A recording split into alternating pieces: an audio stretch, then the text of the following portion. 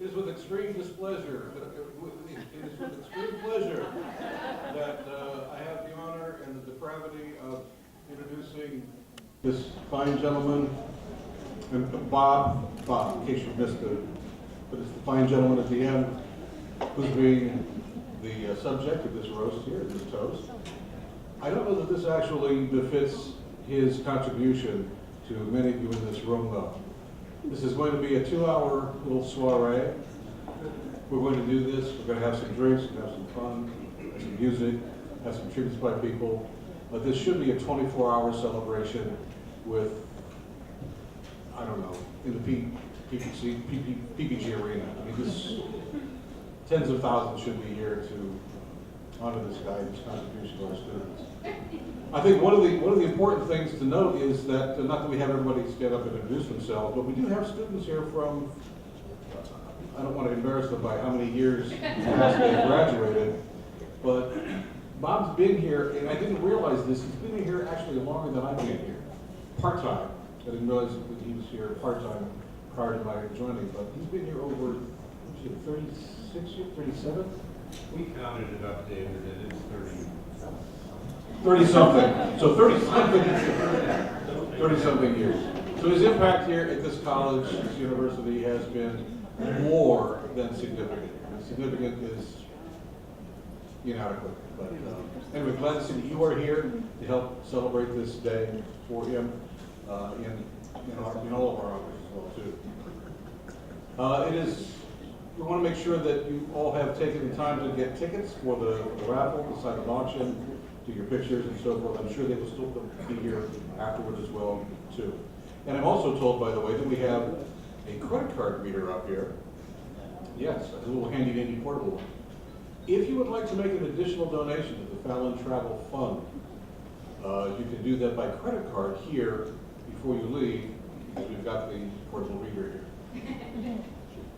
The Fallon Travel Fund, if Fallon doesn't mind me doing a little spot on this, which is in honor of her late husband, is part of something that's gone to the benefit of some of the students who have been in several of these pictures that have come from Spain, Germany, Ireland, Canada, Portugal, Italy, Iceland, and other parts of mostly Europe and the world, that has quite literally opened the world to some of our students, to many of our students. And Bob was one of the people on most of those trips. He and I even shared a room a couple of times.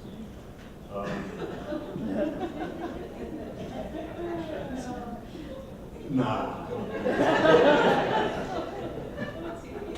Simulator. Anyway, enjoyed that one. But it's time for us to get on with the messages. And the first thing up is our video message from Paul Hennigan from the Preds. So we've got an honor from the Preds for you. Good evening, everyone, and thank you very much for coming out to toast Bob O'Gara. I really wish I could be there tonight, but here we are a week before the event, and I'm looking at my schedule, and I'm realizing that I will probably be driving home from Harrisburg. So as I'm speaking, or as you're watching, let's put it that way, I'm probably on the Pennsylvania Turnpike. So I would much rather be with you, and I would much rather be with Bob, but I figured with a name like O'Gara and a name like Hennigan, I should probably find a way to make sure that I participate in wishing Bob our very best. So Bob O'Gara was one of the very first faculty members that I met 18 years ago when I started working here at Point Park University. And one of the things that really impressed me about Bob is that he had spent so much of his career working in industry as a practitioner, in particular at Koppers. And so much of what Bob had to say and so much of what Bob was teaching our students was based on real-world practical experience. And I love that. I love the fact that Bob had that real-world experience and that he was interested in sharing it with our students. A couple of things that I will always remember about Bob and keep with me about Bob and be very thankful to Bob for was, you know, Bob's one of the few people who really looks for the good in all of us and all of what we do. And Bob always would send emails to me and to others when he saw folks doing good things. And so when he saw our students doing well and doing projects well and competing in competitions, Bob was always the first to send an email to say, way to go. You represented yourself and you represented Point Park very well. When we would do events at campus and Bob would see how much work went into the event, Bob would always send an email to at least 15, 20 people to say, way to go, you did well and you made the university very proud today. So just focusing on the positive things that we do and reinforcing that by way of taking the time to let folks know always impressed me, and I really appreciated the feedback. Now, that being said, Bob was also one of the guys who was willing to send me privately an email and say, maybe this could have been done a little better or a little differently. Why don't we get together and talk about it? And I just always loved the fact that Bob was so approachable and so willing to offer what I would consider to be constructive feedback. Not constructive criticism, but constructive feedback. And I knew it was always in the spirit of, how can we make Point Park better? How can we put our best foot forward? So I really appreciated all of the feedback, the accolades to the students, to the faculty, to the staff, for me, when we did things well, but I really appreciated knowing that there was room for improvement from time to time. The event tonight is a true testament to Bob O'Gara. The fact that so many of you are there in Lawrence Hall to say thank you to Bob and to recognize Bob and to have some fun with Bob, I think is a true testament. Bob has such a good sense of humor and clearly willing to subject himself to whatever it is you're going to put him through tonight. But I think all of that is a testament to Bob, that there are so many folks who want to come out and say thank you for everything, Bob, and we wish you the very best. So my concluding message to Bob is thank you, Bob, very much for your kindness, for your friendship, and for the opportunity to learn from you and the opportunity to grow from you. In my opinion, you've been a true role model for all of us in how we deal with our students at Point Park. And I will miss you, Bob, but I'm sure I'm going to see you because I'll make it a point to do so. Have a good evening, everyone, and thank you again, Bob, for everything. If Dr. Hennigan thinks he got some critical emails before, wait until Bob no longer has the whole tenure thing and the whole professor thing. Emails now. All right, so coming up, we have the chair of our department, Dr. Tom Baggerman, who has had, I'm sure, an experience or two with Bob over the years. Tom? I'm going to keep it serious. I'm not really one to be comedic. But before I continue on, I would be remiss if I didn't ask you to give a round of applause to Camille Downing and the crew for putting a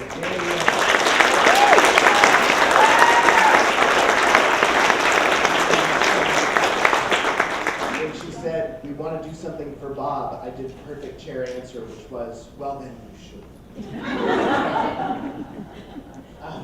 But to start on a serious note, it has been a joy to have Bob as a colleague, and more importantly, as a continuous provider of candy to the school. We could not do without it. But seriously, as a first-time chair, I have benefited from Bob's knowledge and generously given advice on countless occasions. So thank you, Bob, and I'm glad you'll still be around. You're a great chair.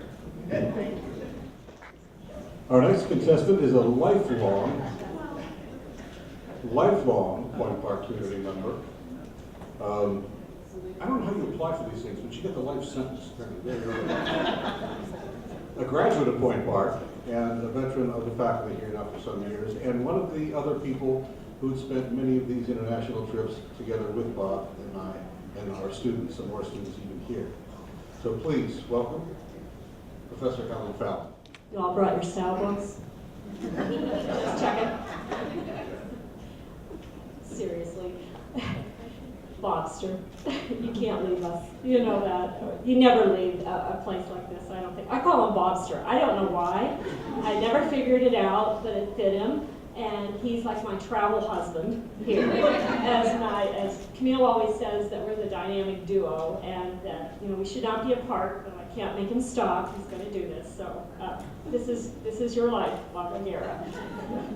And seriously, I was trying to remember the first time I met Bob, other than that really young photo of him that I see there, and then I remembered when it was. I came to Point Park in 1986, and I tell students after losing 3 jobs in one day, which is a story for my retirement party, I guess, someday. There's a lot of them have heard this already, but I had to teach PR classes because that was my last stint, and I think that was the year, Bob, that Cuppers had the hostile takeover, or just had done it, because I remember Kevin was born in 1988. I had just come and was kind of getting used to teaching that, and he came to talk about what happened there. And I think that was your first appearance here, if I'm not mistaken. Maybe you taught a class before that.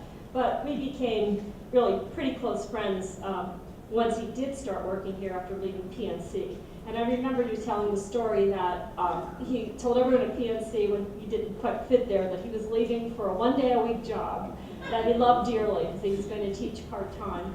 And I have to tell you that Bob never does anything part-time. He always does it with his full heart and his full dedication. And we all know that very, very much, and probably no one more than me.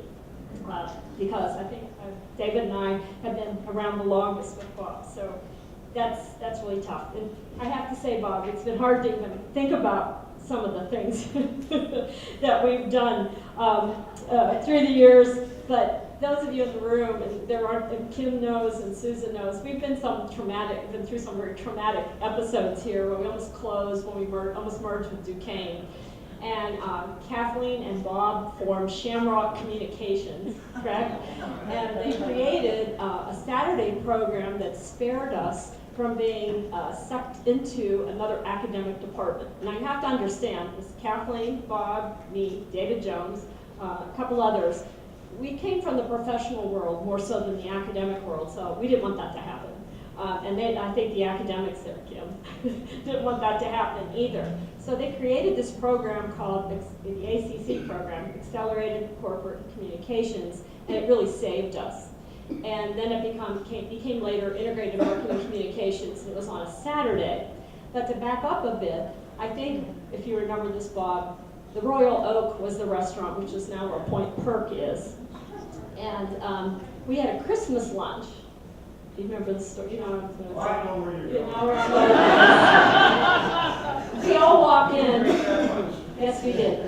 And what happened was we walked into the place, and someone met us at the door, and they said, "You can all still come here, but our cook was in an accident. So order something simple." And we had an appointment with Brian Kessie, the two of us. I don't think I was chair then. This is well before this. And let's just say it took hours for our food. And they just kept bringing us drinks. And he said, eat something, we'll be okay. Well, we weren't. We go to this meeting. Do either of you remember Brian Kessie? Kim, Susan? You do? He had this office, it was right in the middle of what was the atrium. And we're giggling, we're just laughing, because that's basically what we do. And we're talking.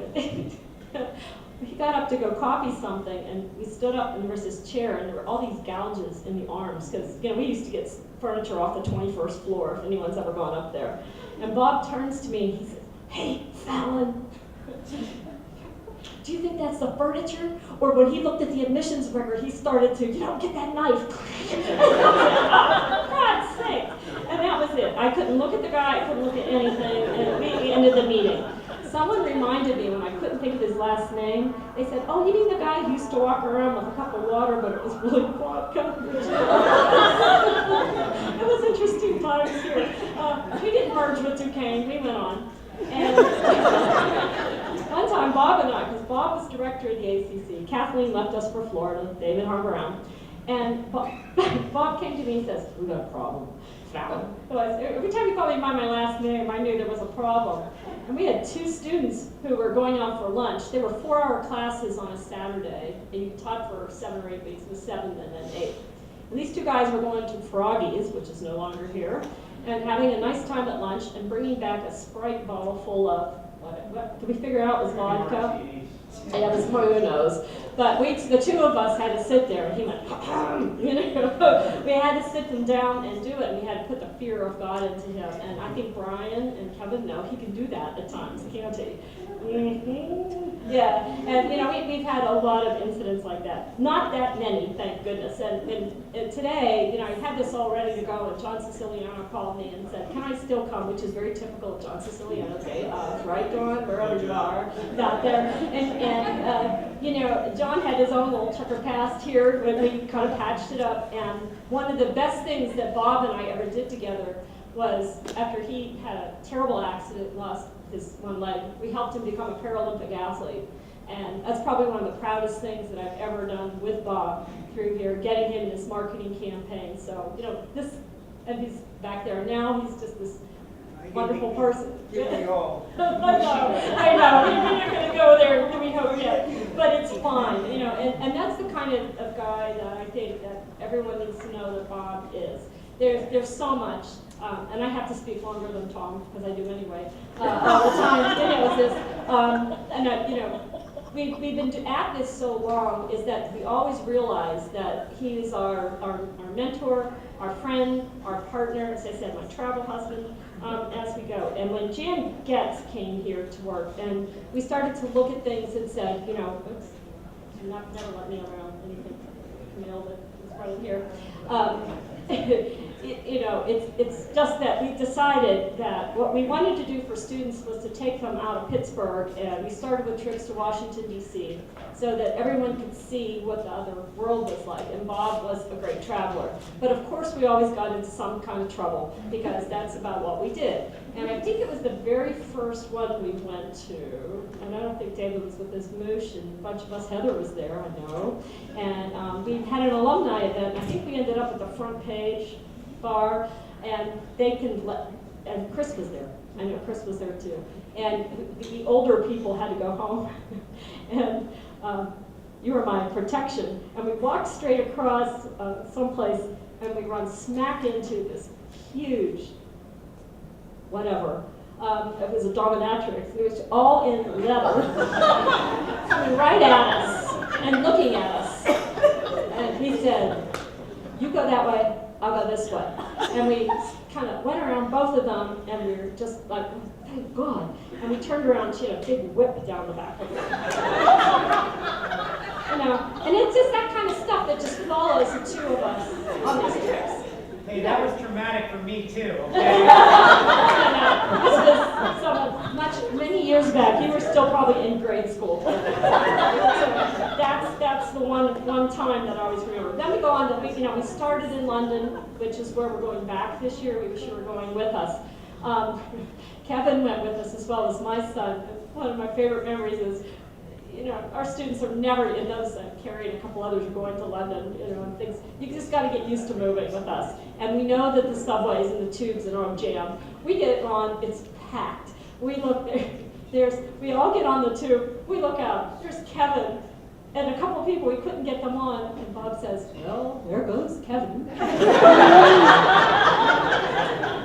Sure hope he knows where we're going. Guys, and so many of us are on this. Now it's not as much fun to get lost because people have cell phones and GPS and they can kind of figure it out. We didn't know, Kevin, if you were ever going to show up. You could have been stuck in London forever saying, "What again?" How many times did your dad say that? About 1,000 times in that first trip. We always did kind of things like that, and it's just, you know, there's way too many when we go through. The last one, I want, and I don't know if you think that's okay. There's something else you have to show. If you saw through the rotating photos, one of the things that Jan Getz arranged when we went the second time to Ireland, we had built on the first time where Bob and I kept making left turns, and God knows where we were in Dublin. You know, we were in some seedy areas, and we got on the wrong bus and got yapped at, but we laughed about it. You know, he's just always my protector. So we get to this next trip, and we go to Bunratty Castle for the second time. We walk up, and everyone's, they made us the Lord and Lady of the Castle. You remember this. And, you know, here it is, he pulls rank. He gets a throne. He gets more food than I did. He got to send people to jail. And I just sat there. I said, this is not fun. This is not. And I think it was getting my sequence where we went to Amsterdam then, chasing everyone the second year, and we're both museum geeks, so we've never been in a museum we haven't liked. And we found this one that was a hidden church, which I never understood how hidden that was, but we, because people, it was in the attic, but I mean, people had it. It said they were having 250 people, so we looked at it, we ran around, and Bob says, hey, what are all those people doing down there? I said, I don't know, let's go find out. It was a red light district. Amsterdam. So we're walking down, and all of a sudden this curtain pops open, and this woman jumps out and she's going to Bob, come here. She had next to nothing on, and we're just going, all right, let's keep moving. And then that was the time Jan wanted to go to a coffee shop. So it sounds like it's a coffee shop. No, it's not that kind of coffee, Jan. It's always been something, but it's the one thing it's always been, my dear friend, it's a pleasure. It's really hard to think that this is truly going to end. We don't ever want things to end, but we know that the last time we did something like this, we were shameless people when we try to raise money for our students. I remember Kelly Kosio always telling me it was one of the most fun things we ever had. It was Bob's, mine, Heather, and Chris's significant birthdays. And it was, everyone, said, oh, Helen, she was so mean. My only C I ever got in college. Oh, Bob, I just loved him. He was so marvelous. This is your life, Bob O'Gara, and I'm sticking to it. And it is the truth. People who were there know that that's what happened that night. Told I used to make them write my obituary, and it has so much fun. And Bob, he's a lovely guy, sings Irish songs. I was going to sing the Rover song. I will surely miss all those photos in my mailbox of me sitting on the bus, sleeping with my mouth wide open. Caught me in every bad moment possible. But at the same time, I've never known anyone who always was game for anything to do. We, came back to DC, we'd go to Flight 93. I mean, there's everything that we try to do for students. And I think the students in the room really know that kind of effort. And none of these are easy to do at any of these events. It all takes time.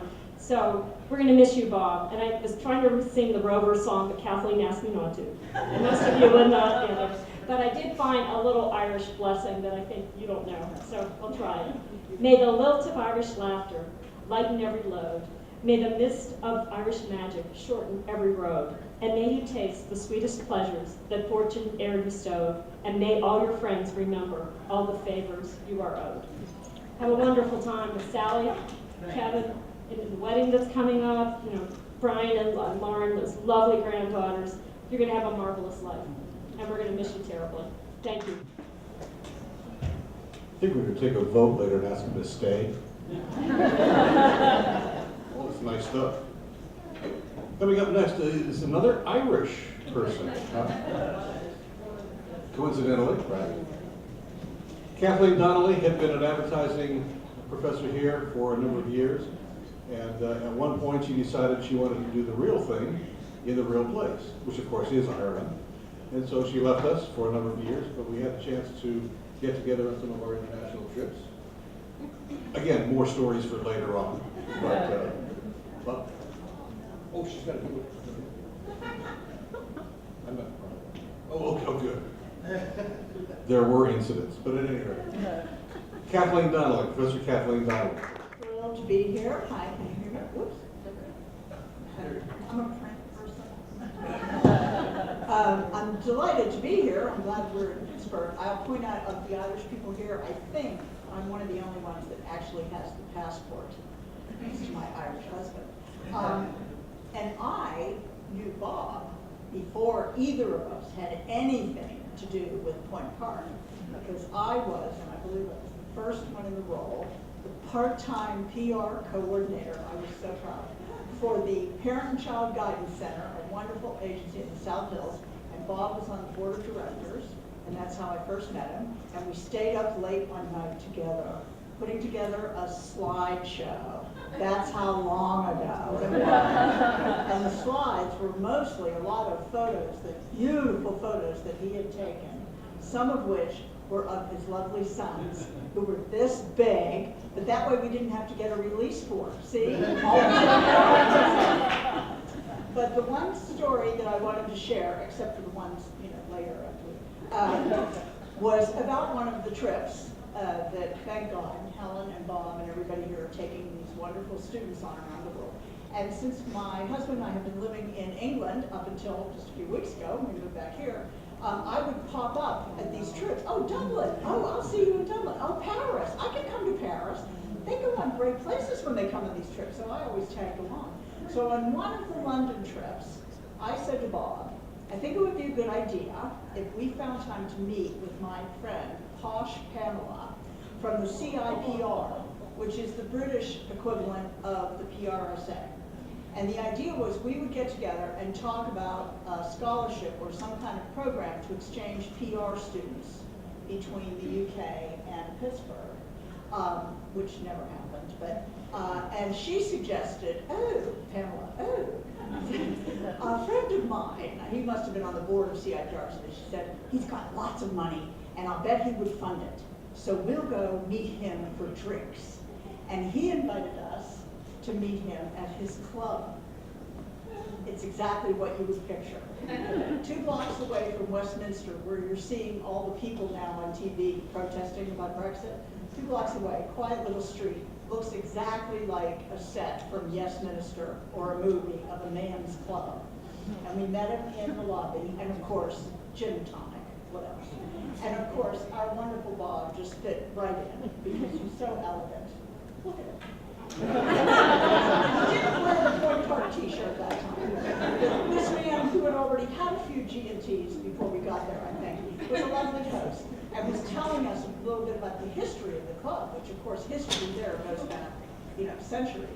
And he said this club was so conservative that when Margaret Thatcher became Prime Minister, they had to have a special change in the bylaws that she would be allowed to come because women were not allowed in the club. That was the 1980s, ladies, just so you know.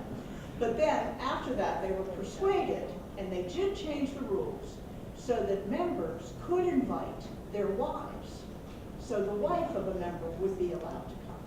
And this man said, he was probably Sir or something, he said, and one of the members said, oh, does that mean I could bring my mistress? And he was told, only if she's married to one of the members. I wanted to share that because it's a unique experience. No one else here had. And actually, Bob, I'm so glad that Tony and I are back in Pittsburgh because now you'll be retired, we're retired. We can see each other all the time. Thank you, Bob. Just had a sense there would be a drinking story there somehow. We next have a message in absentia from one of our former colleagues here at the school, former chair of the department as well, Dr. Dave Jones. So Robert, sitting here outside Harbor Freight, just drove 10 miles to buy a dozen C batteries for Joni's portable radio. Now I'm going to go to Walmart, buy a bottle brush, some flowers for my bride, God knows what else.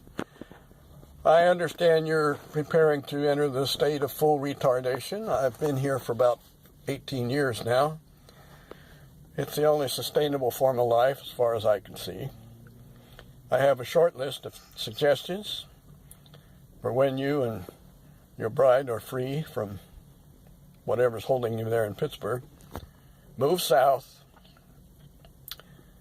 join the American Legion, get a gym membership, get your wife into bridge group or golf or whatever, make friends, forget about snow shovels and snow salt, and enjoy life. I know they're throwing a bash for you today, and I'm sure you're elated to be done with your tenure at Point Park. You've served them well, I'm sure. I don't know who hired you. Somebody did something right back there, I guess. Anyhow, have a great day. Say hello to anybody that I might know. And when you get a chance, come down and see us. What the hell? I'll talk to you later, Bob. I wonder if that's an example of not videoing and driving at the same time. Not only do we have former students and colleagues here from the university, but also from the professional world. Bob Altman, former professional colleague of Bob, to say a few words. It just occurred to me, I'm the tallest one to speak so far, so can you hear me in the back? Yes, ma'am, maybe so? I also want to thank Camille for this evening's program, but in particular for putting me ahead of Ray Werner in the speaking lineup. I would make it a point to never have to follow Ray Werner, advertising genius, a gifted playwright. It's not the kind of guy you want to have to follow. So, really admire myself. But Bob and I'll tell you how many years we've known each other in a moment, but we're both members of the Public Relations Society of America, PRSA. Both were very active in the chapter here, but we're also part of an august group called the College of Fellows. The College of Fellows is about 350 of us around the country. There's only, well, depending on how you're keeping score, maybe 3 of us still around in Pittsburgh. Bob and I are 2 of them. Ken Service, who just retired from Pitt, is the 3rd. I sort of regarded the College of Fellows as sort of like the Water Buffaloes Club in the old Flintstones TV show.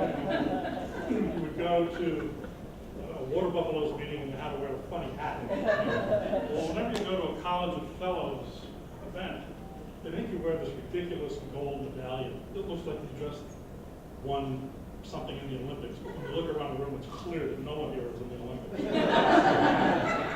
So I take this gold medallion, I stuff it in the drawer, and I never want to wear it ever, except for a couple of College of Fellows events I've ever been to.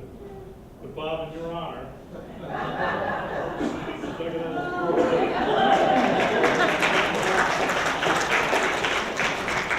I had one just like it. Yeah, I know you do. So you want to take a guess at how many years it's been for you and me?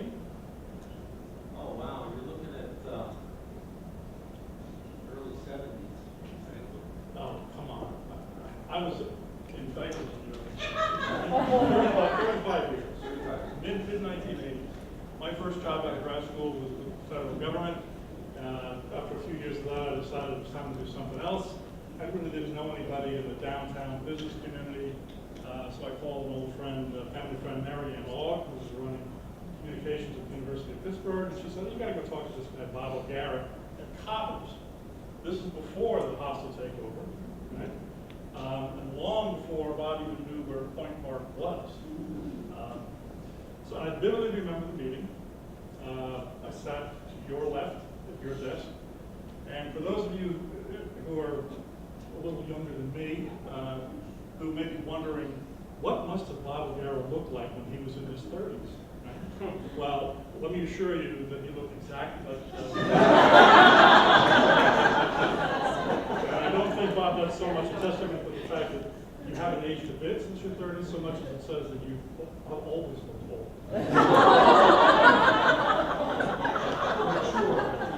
Sure. Okay, go with that. So we had our meeting, nothing really came of it. Fast forward a couple of years, I'm working in the agency business, and lo and behold, we end up doing a program with Coppers. The client was Bob O'Gara. We did some media training for some environmental plant managers that you had, and we probably did a couple dozen of these things down in Nemacolin and Fayette County. Over 100 minutes. Yeah, about 6 and 8 at a time. Yeah. It was a wonderful program. It was one of those unique experiences that was uncommon. It was uncommon to find a client like Bob who had the vision and the commitment and who could command the ear of senior management to fund such an enterprise. I often wondered if it was really intended to benefit the corporation as much as it was for us to wine and dine him at the Golden Trout after the program were over. And it was always made it down to Nemacolin for the after party. Later, we talked together at Duquesne. In fact, Bob introduced me to the department chairman at the Bayer School at Duquesne, where I then taught for 15 years as he was transitioning from Coppers to Point Park. And then as, I suppose, payback for that, or retribution, Bob perfected the art of the guest speaker. And I wish I could add up all of the classes of yours that I have sat in to command their attention for a couple of hours, I probably would get tenure for that. We're working on that, we're working on that. But we've always cherished our fellows luncheons. Bob, Ken Service, and myself get together a couple of times a year as the last surviving PRSA fellows to have lunch, talk about the old days, tell stories, and gossip about our bosses and our clients, and have a little good humor fun. So, a little over 20 years ago, when I turned 40, that's how old I really am, Bob spoke at my roast. You remember what you gave me? He gives me this little box, about yay big. And he's sitting there like he's so excited. Can't wait to get into this thing, right? So I open it and it's a stone. He says, no, it's not a stone. Look again. And I looked, and it was a fossilized fish. He gave me a fossil. Wait a minute, get it? It's going to sink in a second. So I got it. So I thought about giving it back to you on the occasion of your retirement. But no, I thought I want to keep that. Then the other thing I thought about was, as I walked in tonight, first thing he said, he didn't say hello, Bob. First thing he said, he goes to Ray Werner and says, you know, Bob Oltens and I have the same initials and the same shirt size, so we can wear the same monogram shirts. I'm fine, Bob. How are you? Yeah? So I thought about giving him one of my old monogram shirts, red hair, careworn, but no. But what I do have for you is a letter. News of your retirement has spread far and wide, as far as New York City. So I have here a letter that I'll read to our guests, and we'll give you later on. It's dated today, Robert J. O'Gara, APR, fellow PRSA. And for the PRSA members in the room, you all know APR means accredited in public relations, and definition of a fellow is an APR with a walker. Dear Bob, I'd like to congratulate you on the occasion of your retirement from Point Park University.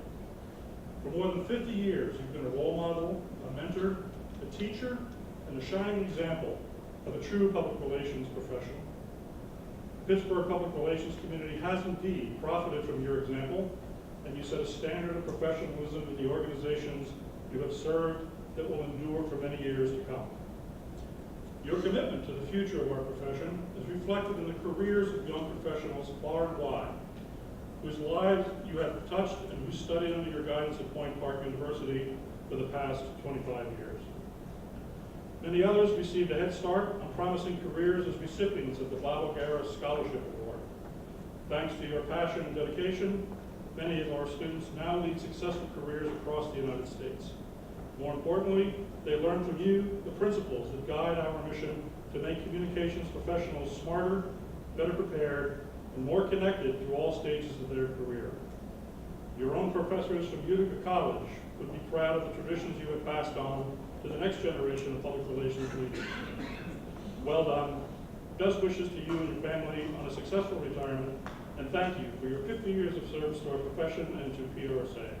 Sincerely yours, Joseph P. Tronqueo, Chief Executive Officer of Public Relations, Society of America.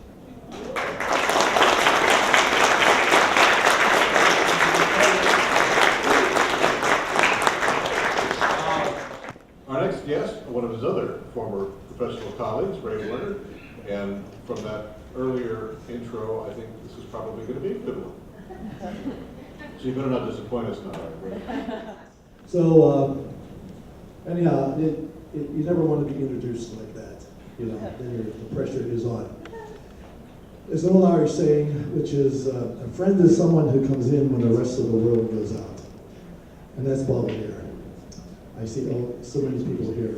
He's friends with everybody. And I met Bob maybe 30, 35 years ago, and he worked for Frank Davis at Ketchum, at the Coppers, and handling all their communications for him. And even at that time, Bob's esteem in the business was very high.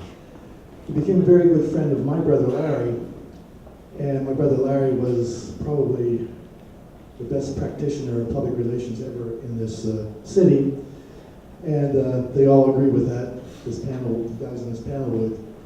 And Larry said, you have to meet Bob O'Gara. You have to meet Bob O'Gara, because we shared a lot of things that are Irish. Larry and I traveled to Ireland several times with our kids, ourselves together. So the first time you meet Bob, you know, it's just so spontaneous, and you really like the guy. And we got to be good friends, and over a few pints, whenever we could, you know, we'd tell the stories. We shared the poetry of so many different poets and memorized a few of them. And it was just great times, really was. And over the years, we've extended that. We don't see each other often enough, but we had a great lunch. My brother died almost 5 years ago, and Bob and I and Larry had a great lunch together out in North Hills. And Bob was a great photographer. He gave my brother a beautiful, huge print that a picture that he did. And Bob, when I visit my sister-in-law, she has that hanging on the wall, and she always makes sure that it's facing out when I get there, you know. It's a joke. At any rate, so I think Bob's friendship is the thing that I cherish most, and the friendship that he has with everybody here, and the friendship with my brother, and the times that we spent together. And as you get older, the more that means to you, as all these younger people here will eventually learn.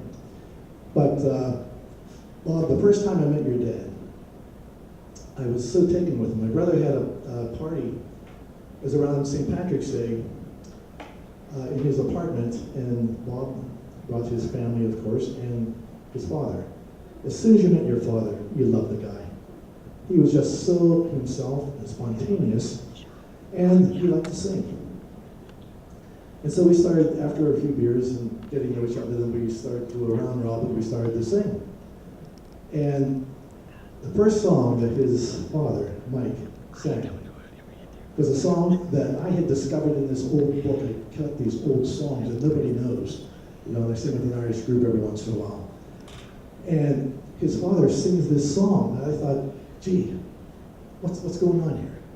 You know, it was mesmerizing. And it was called Down by the Tanyard Side. So when we recorded our first CD at a group called Holy, I included that song on the CD.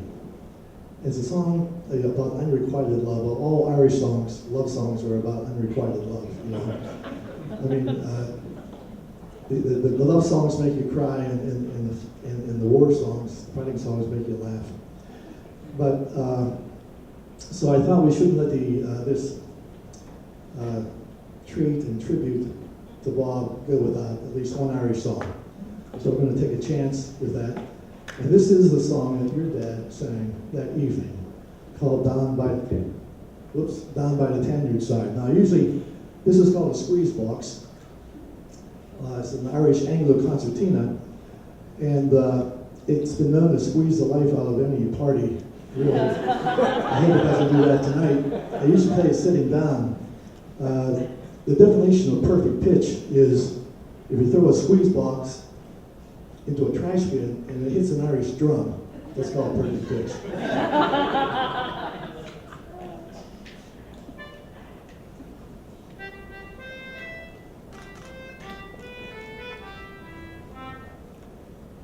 So, wish me luck on this. I thought I'd take a risk, you know. Anything for you, Bob. So the Tanyard is a river in Ireland, okay? It's a river. And I love the way the Irish, this song goes back probably 200 years. And I love the way the Irish describe a beautiful, beautiful girl.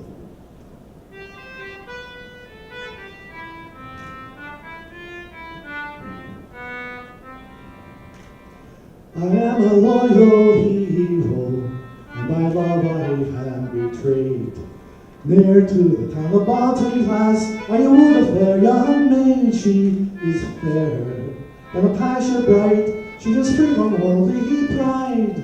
She is a darling maid, and her dwelling place is down by the Tanyard side. Her golden hair and ringlets rare lie on her snow white neck, and the tender glances of her sighs would save a ship from wreck, her two red lips so smiling, and her lips so pearly white.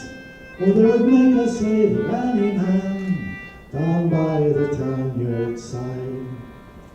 I courteously saluted her as I viewed her for the door, and I said, "Are you a royal bride, descended here below?" "Oh no, kind sir, I'm a maiden fair," she modestly replied, "and I daily labor for my bread down by the Tanyard side." So for 12 long years I courted her, till at last we did agree, for to acquaint her parents that its married we would be. But alas, her cruel father to me proved most unkind, and that is why I sailed across the sea and leave my love behind. So farewell, my aged parents, to you I bid adieu. I'm crossing the main ocean, all for the love of you, but if ever I return again, I will make her my bride, and I'll row her in my arms once more, down by the Tanyard side.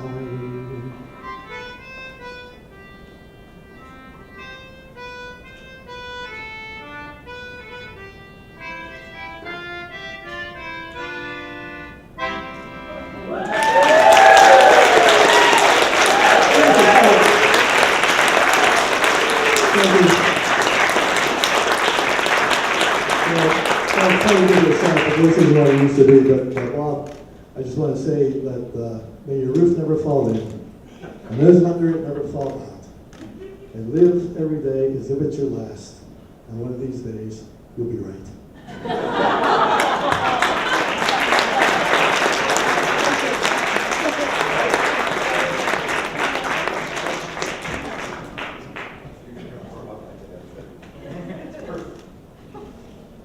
I think we know now why he's a tough act to follow.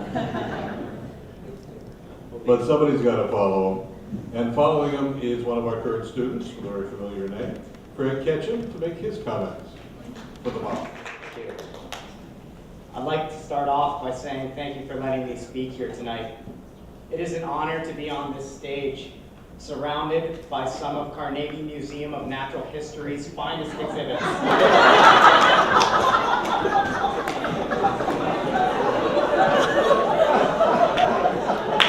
Those of you who know me will know that the decision to put a microphone in front of me is not one that is made without careful deliberation. But ultimately, someone up here had to know how to work computers. For those of you who don't know me, my name is Craig Ketchum, and as long as no one reviews my practicum hours, I will be graduating this spring with a degree in advertising. I did not know you would be here.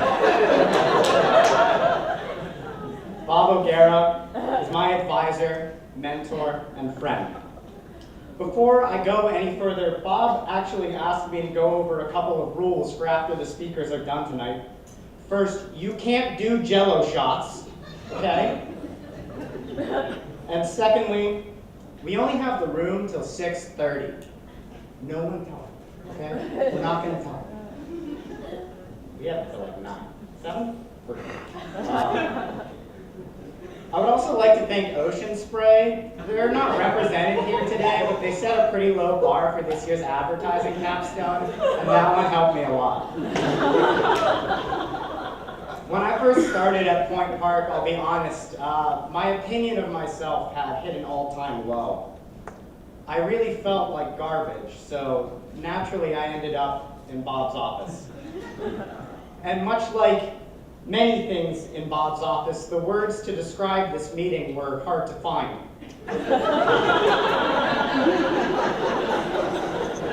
I couldn't shake the feeling that this must have been what it was like to sit down with Fred Rogers, or the turtle from Kung Fu Panda. I remember telling Bob how scared I was to be starting a new chapter in my life, that I wasn't ready to enter the so-called adult world and start a career. But Bob believed in me just as he believes in all of his students. And so he shook his head and patiently reassured me that there was nothing to worry about. "Do you really believe I'm prepared to be a professional?" I asked him. "No," he said, "but your last name is Ketchum and you're studying advertising. I think you could do a lot worse."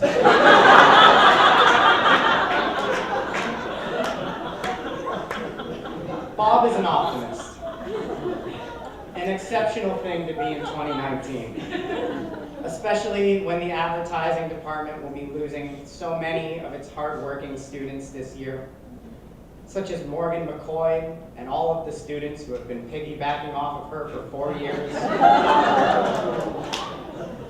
One of Bob's greatest traits is how deeply he cares about the interests of his students. For example, when he found out that Nick Jones wants to work in marketing for the automobile industry, Bob introduced him to the industry professionals who came up with the campaign for the Model T. And when I told Bob about my passion for Dungeons and Dragons, he introduced me to dating apps.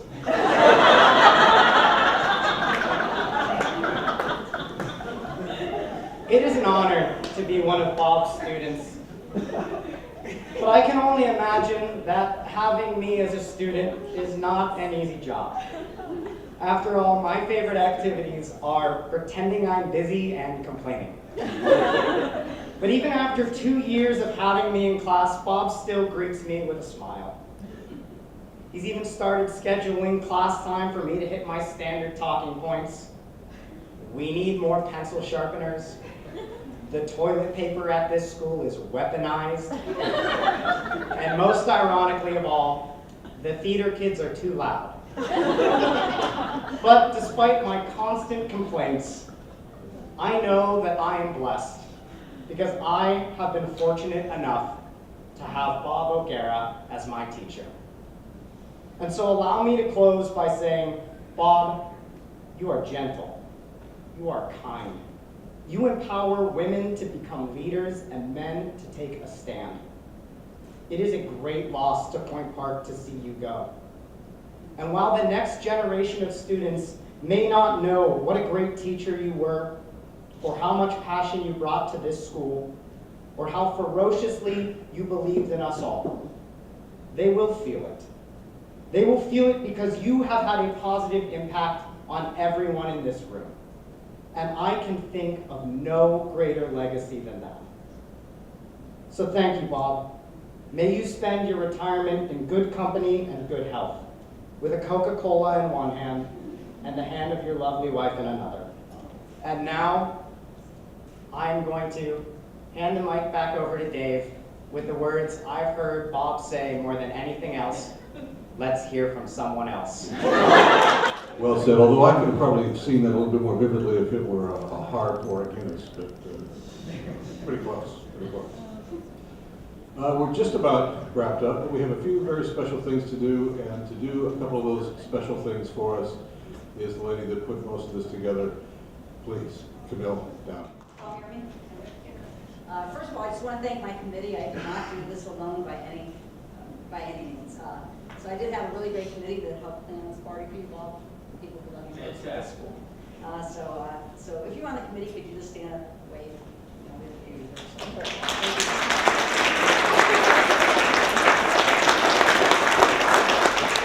I have a tough act to follow. I do have a few things I need to say because Bob is my neighbor, so I've been in school communication. I have a few things I want to talk about. So I first met Bob 30-some years ago, around 30 years ago. I was a student in the grad program. Susan and I think we were there together. So when I met Bob, I loved his classes. Like so many of my students, as I talked to them on a regular basis, I loved all his classes. I took as many of his classes as I could, even though they became very repetitive very quickly. I still loved them and I took them. So he was always a hoot. We always had a good time in his classes. There was just all kinds of great things that happened. He'd tell his stories like he does now. And one of the things, and we never told you this, Bob, and I think about 30 years ago, we said, someday we're going to tell Bob this. And we always kind of thought you looked a little bit like a who. So just picture this. Those of you who had Bob in class before, he always stood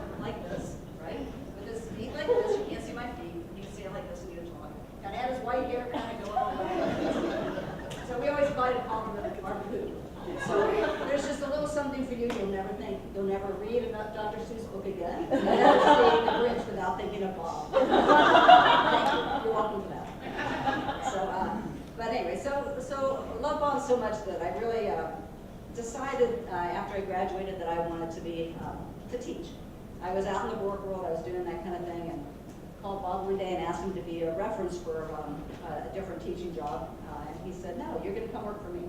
So he hired me so many years ago. I worked in that Saturday program that Helen was talking about, and really kind of helped me get to where I am now. So for those of you who don't know me, I am a full-time professor, a full-time faculty member here at Point Park.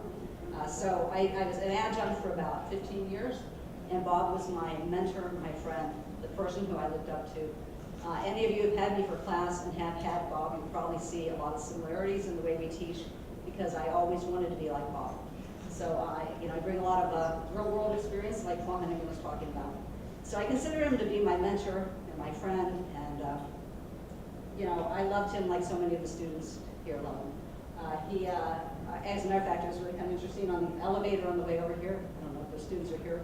We were talking about Bob, and someone said, oh yeah, he's just so cute. Yes, he is, that's Bob. So you have that reputation here. Anyway, as I said, he's my mentor, my friend. I feel sorry for anybody who hasn't had the chance to have Bob as a mentor or a friend. Most of you have, and so you know where I'm coming from. So over the years, we kind of became PR buddies. We are the PR department. We're strong. O'Gara, Downing, we're it. We do a lot of things together. We're in faculty meetings. We're always kind of on the same page. We work together well. He always takes stands on issues that are very good, and he is the voice of calm, reason, and humor that of the two people in the department has more of that than the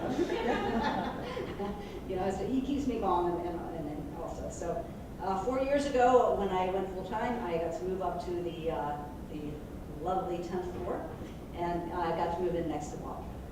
And so our offices are next door to each other, and we're actually next to Robin and Tom here, and we've always been very jealous because they have a door between their two offices. We're very jealous of that. So we always threatened that we were going to someday just bring a jackhammer and make a window between our offices. So we could, didn't have to go out and talk to other people. We could just talk to each other. Maybe someone. And so his office, of course, as any of you have been there, is a treat. So, that window of the office would probably actually drive me nuts because, I'm a little more neater than he is. In his office is that historical reference really is not far from the truth. So, if you ever wanted to go, to Bob's office, it is that historical museum. So, it's a maze walking in. He knows where everything is, which is amazing to me. But if you ever need that videotape of the Exxon Valdez crisis, he's still got it.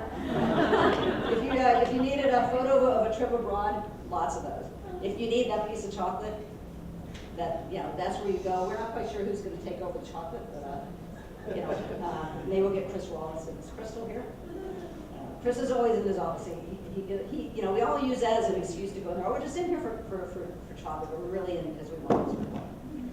So when he goes to move out, it's going to be a real treat. We'll see what happens with that. I keep telling him that, well, first of all, little pieces of his office keep ending up in my inbox. And I'm like, what? like one piece at a time, he's moving out of his office into mine. And I keep telling him that really what we need to do is just take a big, huge, one of those big garbage bins, put it on 3rd Avenue underneath our offices, and he can just shove things out. So we'll see what happens. Jenna, our replacement, if there's such a replacement for Bob, gets to get his office. So it'd be very interesting to see if it is cleaned out in any shape or form. You may be inheriting all those videotapes and annual reports from 1923. I really truly am going to miss Bob. I think, from the Wizard of Oz, I think I'm going to miss you most. I'm really sad. I tell him every day how sad I am he's leaving. He really, truly is. You were truly one of the greatest joys of my life. And it's been a pleasure to work next to him. And I can't imagine what it's going to be like to have that office and not have him walking by every day going, Downing. It's a little different when he says it to me. So, it's Downing, O'Gara, that's the way we are. So, I really am going to miss him. And miss my mentor, my friend. Thanks for taking me along on the ride. Appreciate it.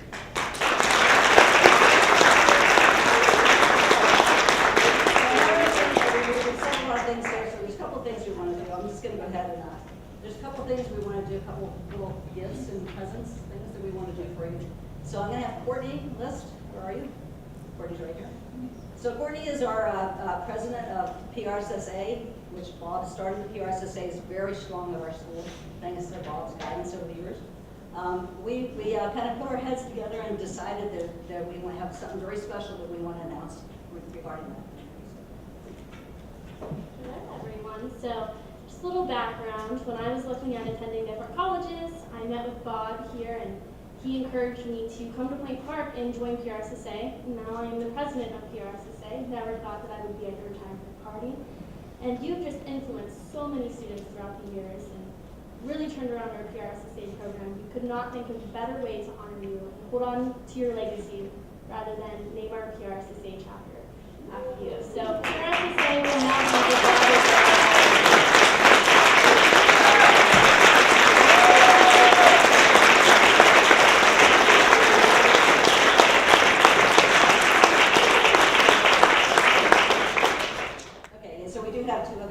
I'm going to bring Helen back up because she has a special something she wants to do. Yeah, Bob had this thing about retirement, and he used to give people 3 presents. He knows what's in these boxes. Yeah, I do too. So you can open them and explain why you always gave. You might need to use the mic. Of course, he has a loud voice, so you might not. I got Chase. You got Chase. Everyone gets these when they retire. The first thing is a very nice. Yeah, Mont Blanc pen. Yeah, right. Comes from advancement. So you're advancing. Not very nice pen. That's one.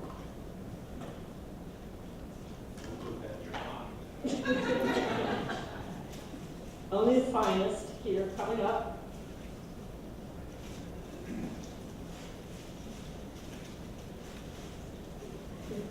This is a gift that says there's a security device.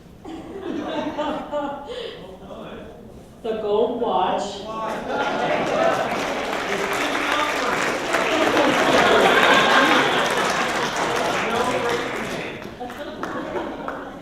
Don't worry, Bob, we'll make sure you get your pen back. I'm watching you, Craig.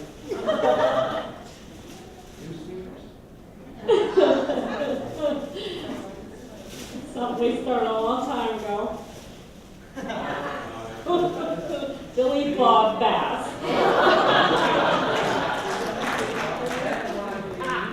No, you didn't give me one, but you gave Dave Jones one, a bunch of other people one. So it's there. I'm not retired yet. Anybody not Gone fishing is the other words. Anybody not? Have you ever heard of this? How many ever? Okay, it's a legend. In my family as well. And starting with your grandfather, not my father. Mr. Butler, you all ripped up. It said collectible, so we'll see. It works with Alexa. Does it have one of those?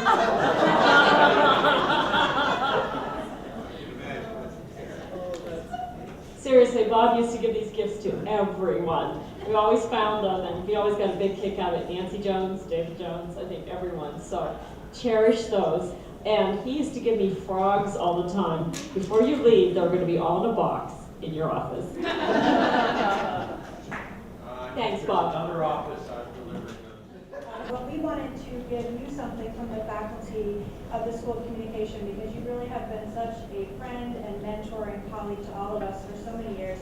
In all my years, I've never heard anyone say a bad word about Bob O'Gara, and I've never heard Bob O'Gara say a bad word about anyone. And if we could all live our lives that way, I think we would all be in a much happier world. So we would like to present you, and we promise this isn't so we can walk all over you, but we would like to buy a brick for you in Alumni Park. This is not the brick, but on behalf of the faculty, so that we can, see your name every day as we enter the building and remember you.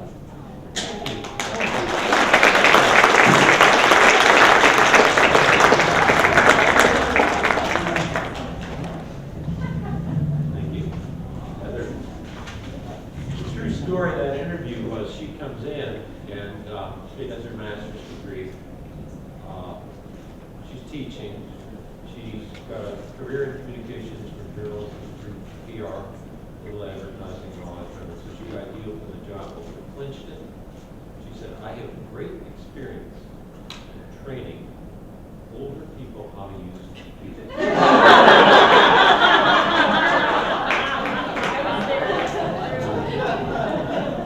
The work you have done since you have been here rivals any. The best.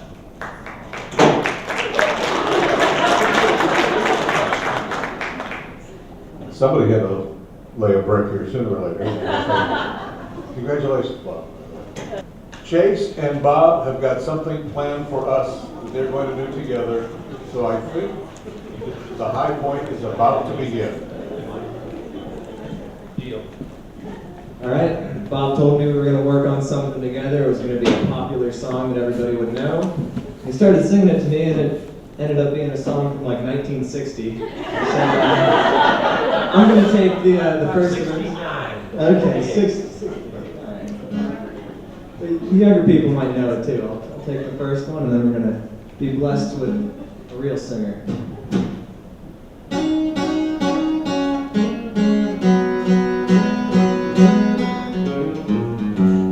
Into Nazareth was a thing about 8:30. Just need some place where I can lay my head. Say, mister, can you tell me where a man might find a bed? Well, he just went and shook my hand. No was all he said. Take a load off, Annie. Take a load for free.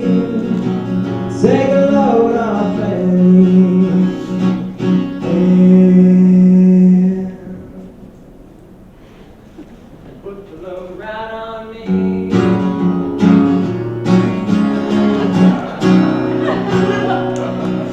Pulled into Pittsburgh, killed about 10:30. Looking for a place to lay my weary head. Hey, Point Park, won't you help me? Won't you help me find a home? And don't worry, Bobby, no more shall you roam. Take a load off, Bobby. Take a load for free. Take a load off, Bobby. And you put the load right on me.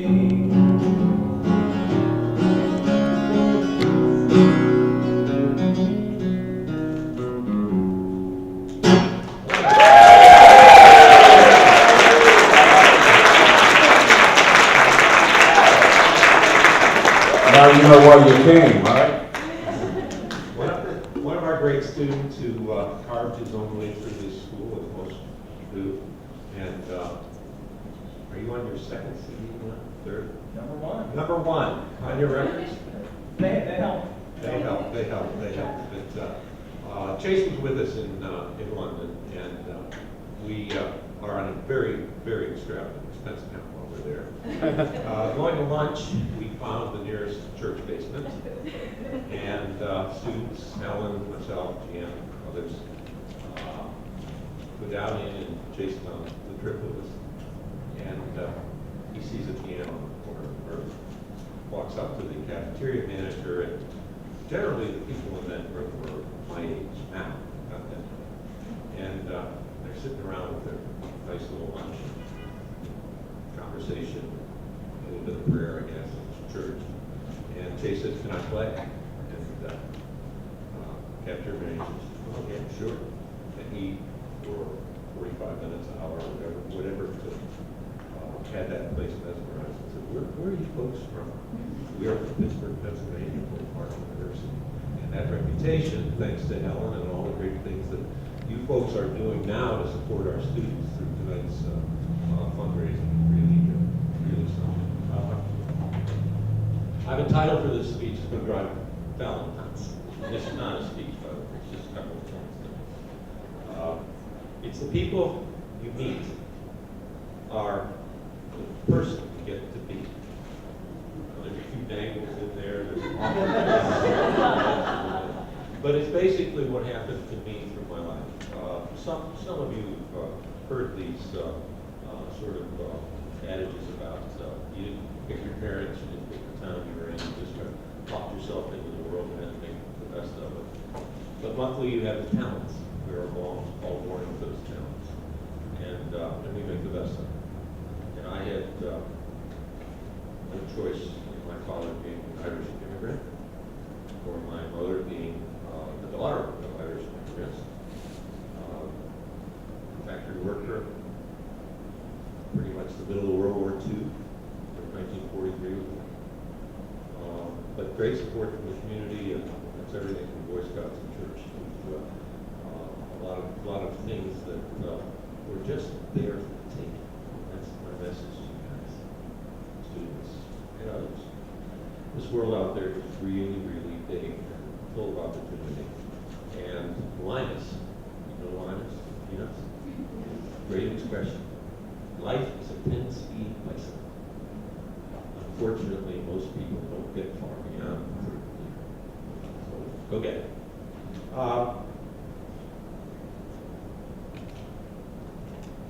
BRSA, AdFed, Media Association of Pittsburgh, IEDC, these organizations are fantastic in terms of what they can do for a pretty small school in the middle of a pretty nice city. And the advantages that we get from them, including the free beer tonight, PRSA and Top Hat Communications, Ben, I don't know if you're here or not, but could be many people. They provide the opportunities to really test drive that education way before you get out of here. Get the career that I got. When I met a guy by the name of Ray Simon, his picture was in some of the old black and whites here. And I went to finish my bachelor's degree in Utica, New York. The housing was cheap. And my mother was a great cook. And she did the laundry. And here's to her too, as well as her father. But the idea behind what Ray Simon said to me when I came fresh out of basic training, tech school, the Air Force, and that sort of thing, August afternoon, he had my prior college file there. He had the credits all tallied up as to what would transfer and what didn't. I had an argument with him about what didn't. Some of you have been there. He won. But we talked for probably an hour about what was public relations all about, and what is advertising all about. And he knew in me, you know, that I was fairly serious because I'm a little bit older. And he said, you can make a lot of good for this world with these professions. But you've got to work hard. You've got to be very, very honest. And you have to have the highest ethical standards, and then you're surrounded by people with all of that stuff all through the career. Family is important. Brian and Kevin and Taryn and Teresa are here. My lovely wife of 35 plus, I don't know, how old are you, Brian? Has a little bit of a mobility challenge, but many of you have met her and know the guiding force that she has been. Family means tremendous amount. There's friends and family that can knock us for a loop sometimes. So there's a lot to be said about this place, the things that we can do for you, and the opportunities that you once. Well, actually, once you're here, once you enter that door. And Craig was in a class today with a bunch of sophomores and freshmen. Yeah, I was a freshman in that class. And he's one of the best guest speakers I can bring into a client because he's done it. He's gotten out there. Where he ends up, I know geographically it's not Pittsburgh, it's Seattle. But there'll be a big trailblaze out there. And I was almost afraid that you might recite this. Great work. Okay. Do you know about James Haney? Okay. And I have a souvenir for you to take after I finish this. My father came over in 1929 from Ireland. If he had not come over, this might be the O'Gara family story. It's called Digging. Seamus Heaney won the Nobel Prize for Literature. Here's the poem. Between my finger and my thumb, the squat pen rests, snug as a gun.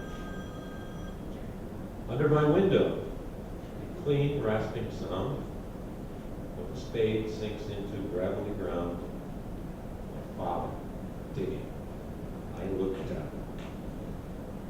Till his straining rump among the flower beds bends low, comes up 20 years away, stopping in rhythm through potato drills where he was digging. The coarse boot nestled on the mud, shaft against the inside knee was leather firm. He rooted out tall tops, buried the bright edge deep to scatter new potatoes that we picked, loving their cool hardness in our hands.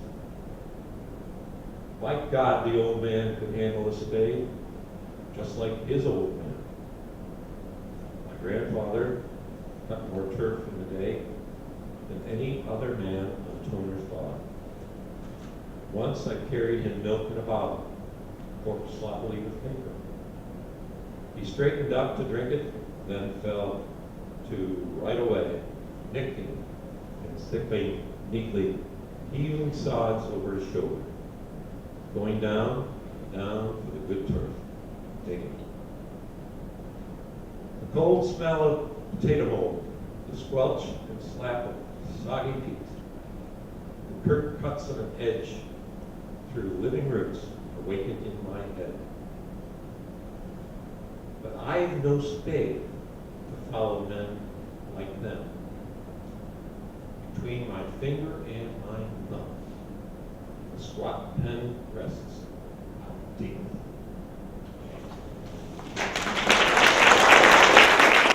In the road rise with you, the wind be always at your back, and all those great Irish expressions.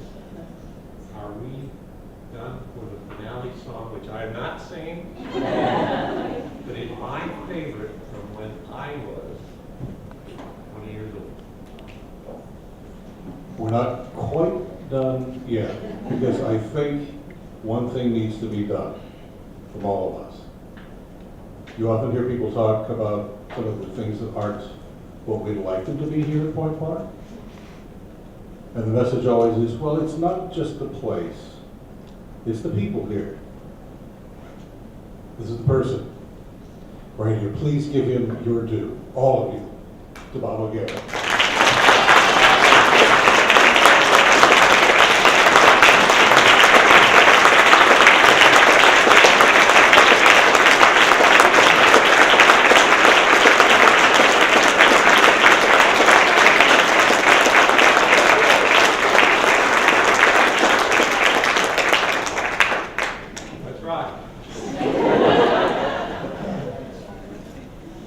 Fiddling with the harmonica, and I thankfully left it at home. It'll still be good. I've gone around people wherever you roam, and admit that the waters around you have grown, and accepted that soon you'll be drenched to the bone. If your time to you is worth saving, then you better start swimming or you'll sink shake like a stone, for the times they are changing. Come writers and critics who prophesize with your pen, maybe keep your eyes wide, the chance won't come again. And don't speak too soon, for the wheel's still in spin, and there's no telling who that it's naming. For the loser now will be later to win, for the times they are changing.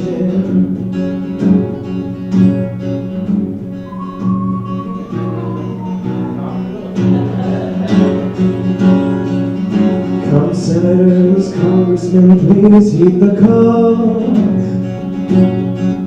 Don't stand in the doorway, don't block up the hall, for he that gets hurt is he who has stalled.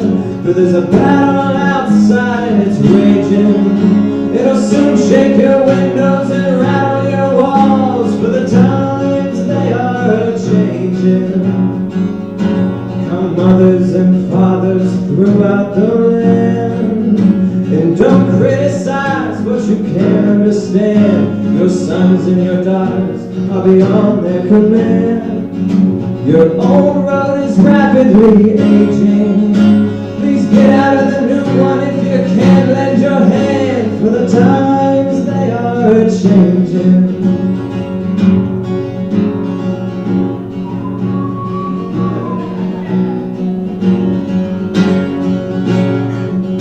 The line is drawn, the curse is cast. The slow one now will later be fast, as the present now will later be past. Your order is rapidly fading, and the first one now will later be last, for the times they are changing.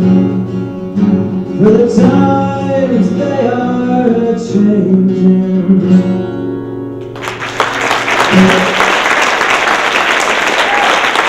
Ladies and gentlemen.